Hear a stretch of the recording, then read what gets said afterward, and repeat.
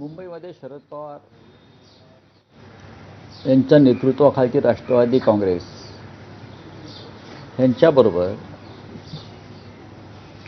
सकारात्मक चर्चा झाली।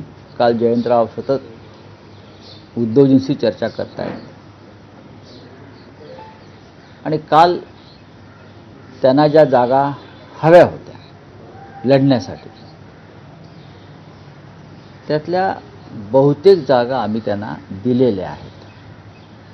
त्याच्यामुळे राष्ट्रवादी काँग्रेस शिवसेना मनसे युतीमध्ये काही अडचण आहे मला असं या क्षणी दिसत नाही। आणखीन काही जागा ज्या आहेत त्या दुर्दैवानं मनसेच्या कोट्यात गेलेल्या आहेत।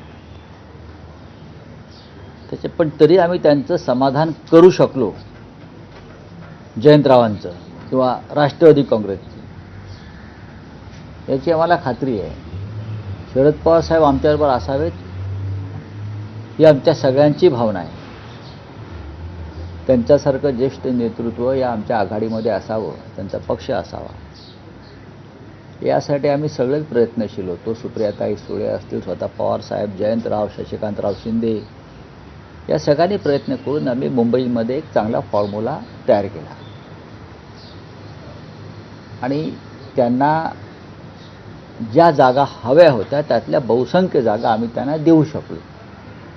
त्याच्यामध्ये खरं म्हणजे शिवसेनेचं नुकसान झालेलं आहे, आमच्याकडल्या जागा गेल्या।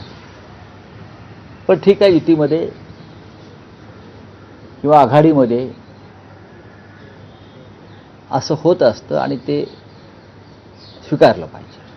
खास करून 111 नंबरच्या वॉर्डमधून धनंजय पिसाळ हे तिथून इच्छुक होते त्यांच्या आता आमच्या सुद्धा अनेक जागा व्यक्तिगत मी काही म्हणत नाही।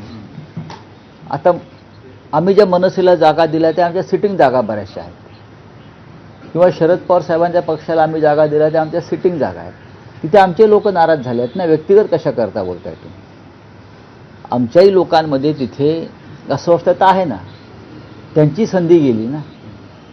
पण आघाडीमध्ये आणि युतीमध्ये ह्या गोष्टी पाहायच्या नसतात, कारण ही आघाडी आणि युती जी आहे ही एका विशिष्ट हेतूने झालेली असते।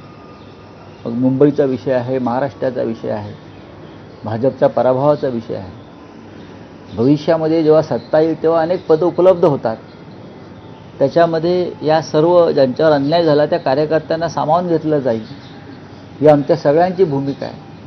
आपले भाऊ संदीप राऊत देखील इथून इच्छुक मला माहित नाही, मला वाटत नाही।